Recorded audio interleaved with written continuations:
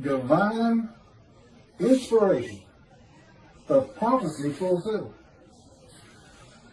This is from the book of Matthew, chapter 4, verses 13 through 17. And leaving Nazareth, he, Jesus, came and dwelt in Capernaum, which is upon the seacoast, in the borders of Zebulun and Nephtali. Those were tribes, part of the original 12 tribes. And there was a Levite tribe, that makes 13. That it might be fulfilled, which was spoken by Isaiah, that's Isaiah, the prophet,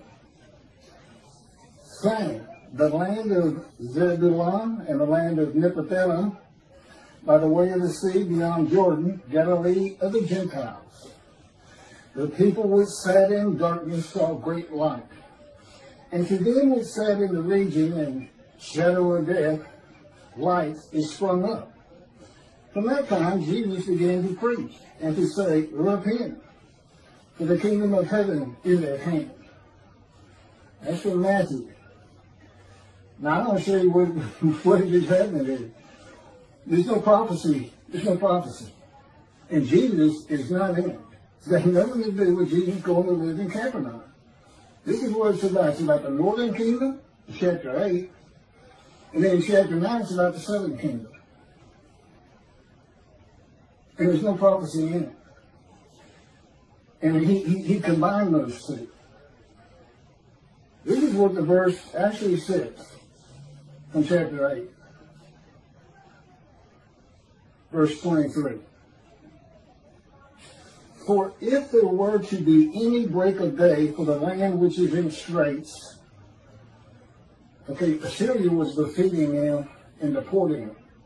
The land was in straits long before Jesus was born. Only the former king would have brought abasement to the land of Zebulun and the land of Naphtali, while the latter one would have brought honor to the way of the sea, the other side of the Jordan, and Galilee of the nations.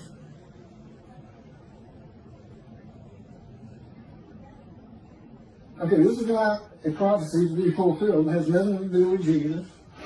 It is more of plagiarism, altered to fit Jesus into the Hebrew Bible.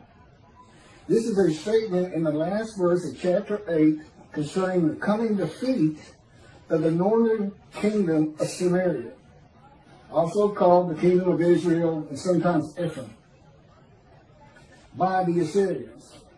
That ends chapter 8 regarding the northern kingdom, and then chapter 9 begins regarding the southern kingdom of Judah, and an exaltation of the birth of King Hezekiah of Judah in the southern kingdom.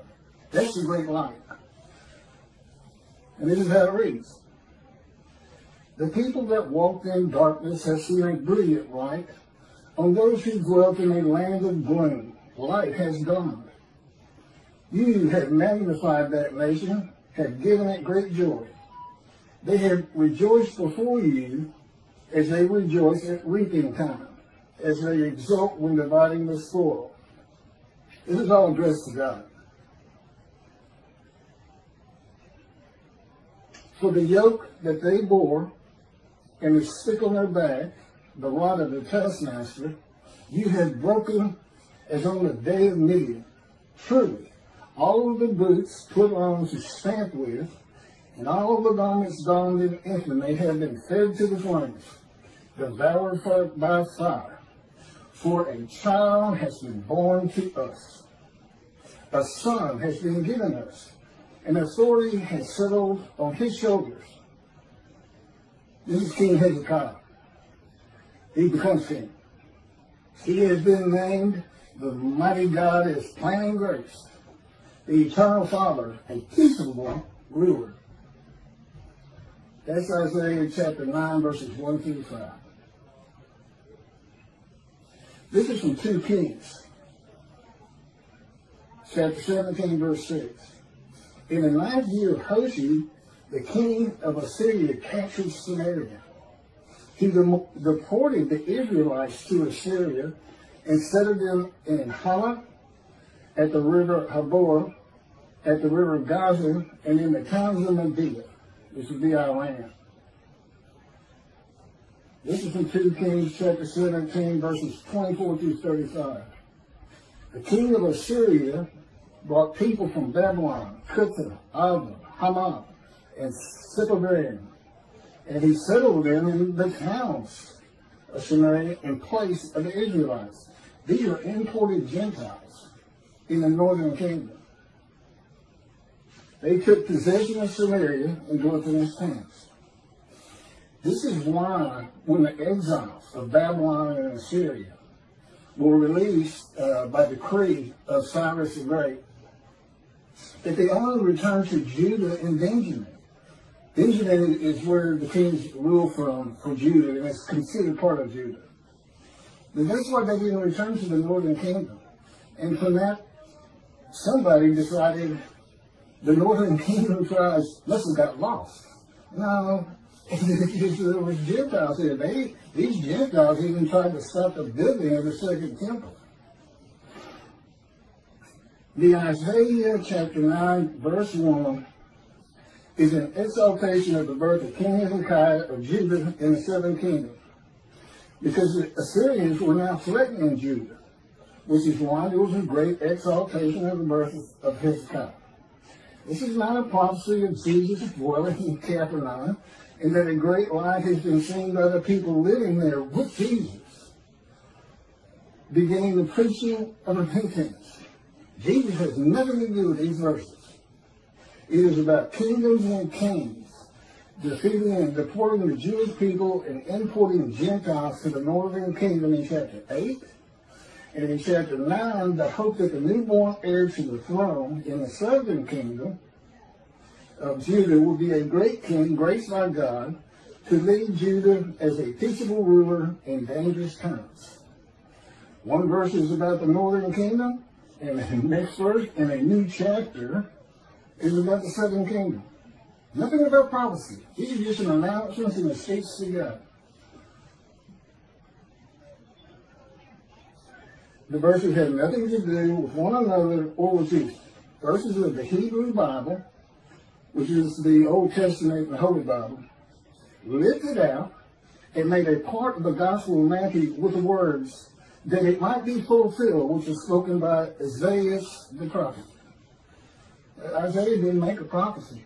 It's not in there. The story of Jesus has nothing to do with the Hebrew Bible. The writer of Matthew tells his readers that prophecy has been fulfilled by Jesus and combines two verses, changing their meaning and context, and includes an act of Jesus to make it seem as though Jesus was in the, quote, prophecy. That the prophecy of Isaiah includes Jesus preaching repentance. From the days of the writings of the New Testament through the Middle Ages, the world was illiterate for the most part, and very few people had access to the Hebrew Bible or could read the Greek translation of it, later translated to English. No one could examine the veracity of the unknown writers of the Gospels and determine if a prophecy was really fulfilled, and relied on religious leaders' assertions that they were written by divine inspiration. There is nothing divine about this passage in the book of Matthew. It is intentionally written to mislead the reader. Today, there is a complete new translation of the Hebrew Bible into English that is far superior to the Hebrew to Greek to English of the Old Testament. They make it much easier to understand and read. It's the Jewish Publication Society 1985 Tanakh, which is not based on any writings before it. They started from scratch in 1955. Complete new. And this is after Israel had adopted Hebrew as one of the two languages of that nation, the other being Arabic.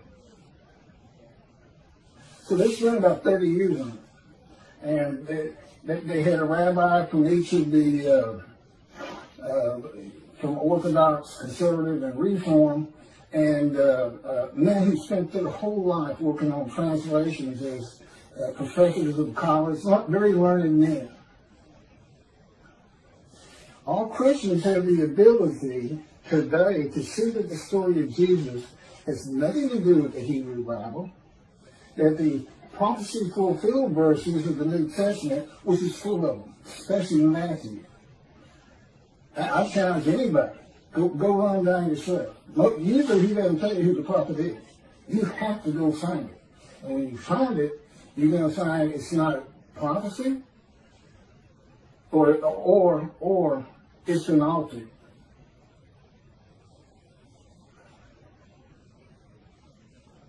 There's about 16 of them, starts in the first page.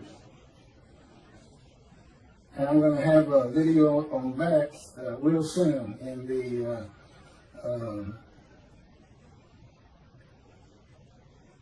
this whole story about a virgin having a baby. That's what it's going to center on. You'll be surprised. Thank you for listening.